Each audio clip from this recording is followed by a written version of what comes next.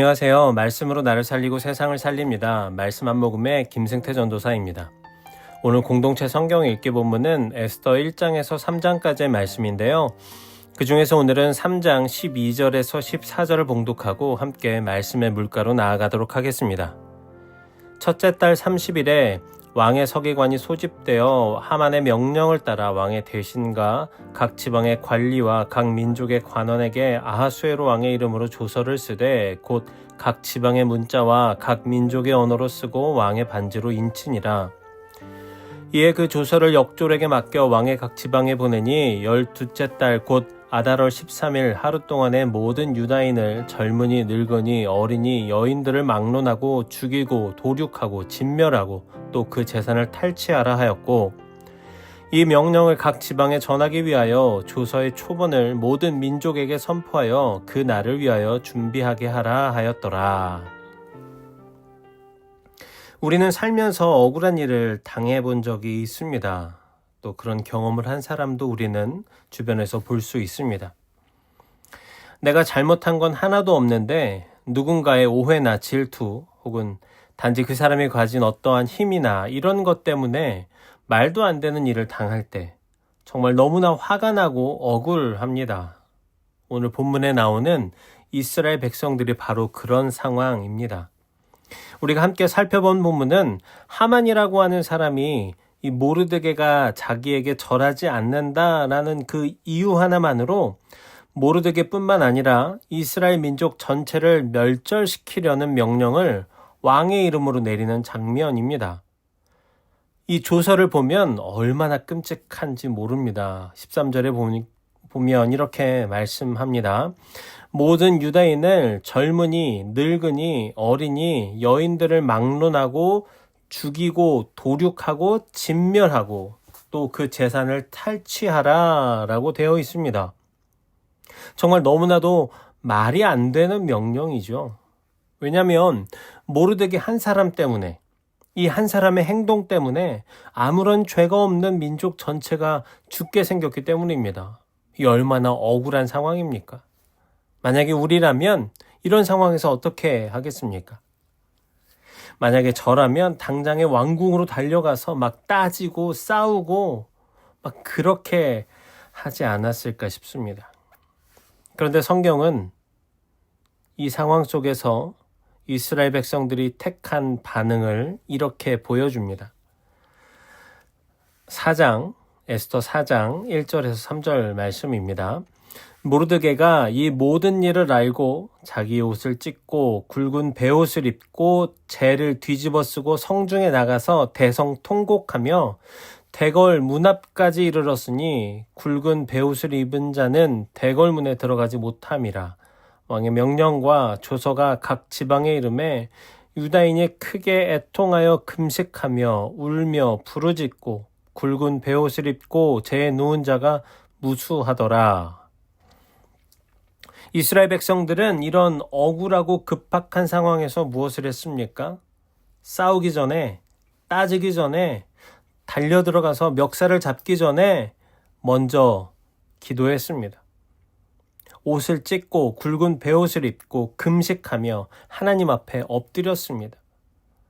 억울함을 사람들에게 가서 하소연한 것이 아니라 어떤 법적인 무언가를 찾아본 것이 아니라 가장 먼저 하나님 앞에 그 억울함을 가져갔습니다. 이건 신앙에 있어서 정말로 중요한 태도입니다. 에스더를 살펴보면 하나님의 이름이나 하나님이 일하셨다라고 하는 구절이 나오지 않습니다. 그러나 이런 이스라엘 백성들의 태도를 보면 하나님이 일하셨다는 것을 우리가 당연하게 알아볼 수 있는 것입니다. 우리도 살다 보면 정말 말도 안 되는 억울한 일을 당할 때가 있습니다. 정말 화가 나다 못해서 허탈할 정도의 일을 당할 때도 있습니다. 누군가의 거짓말 때문에 오해를 받거나 열심히 노력을 했는데 인정을 못 받거나 아니면 단지 내가 가진 신앙이나 어떤 가치관 때문에 불이익을 받을 때도 있습니다. 그럴 때 우리는 어떻게 해야 할까요? 그럴 때 우리가 가장 먼저 해야 할 일은 하나님 앞으로 나아가는 것입니다. 억울한 일을 당할수록 우리는 기도해야 합니다. 왜냐하면 하나님은 우리의 억울함을 아시는 분이시기 때문입니다. 그리고 하나님은 반드시 공의로 심판하시는 분이시기 때문입니다.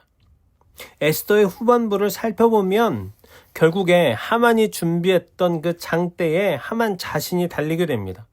이스라엘 백성들이 오히려 승리하게 됩니다. 사랑하는 여러분, 이것이 바로 하나님이 일하시는 방식입니다.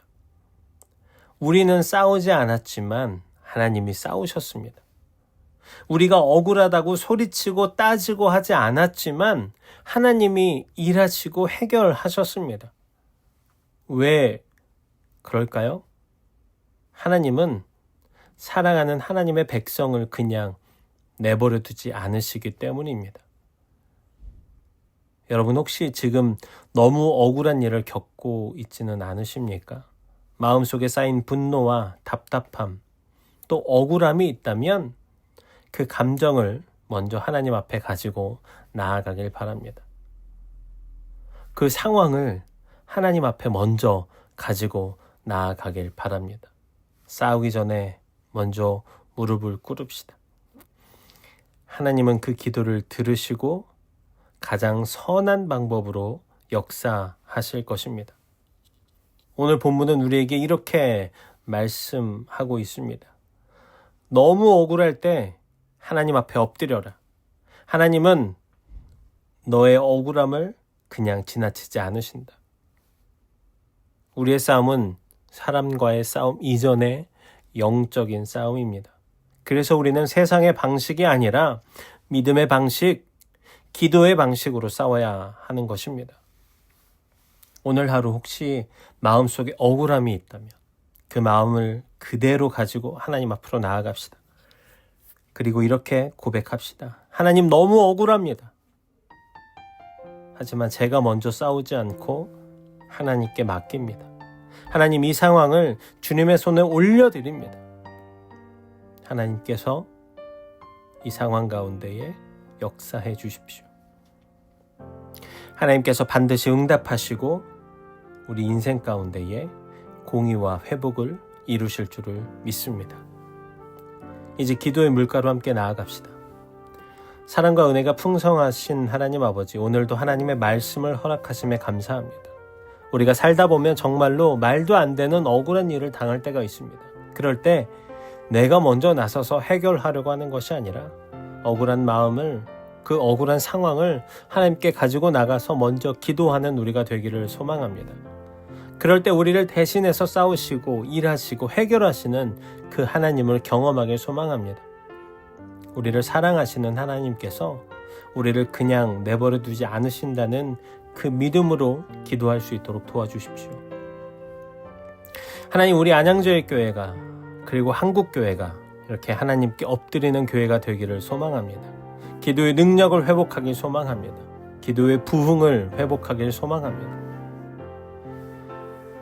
하나님, 오늘 우리 청년들의 삶을 주님께 맡깁니다. 함께 해주십시오. 지켜주시고 보호해 주십시오. 직장과 배움의 터와 모든 삶의 영역에서 하나님의 일하심을 경험하는 은혜가 넘치는 하루가 되게 해주시고 만남의 축복을 허락해 주십시오. 감사합니다. 사랑합니다. 우리를 대신해서 십자가에 돌아가셔서 구원의 길이 되시는 예수님의 이름으로 기도합니다. 아멘.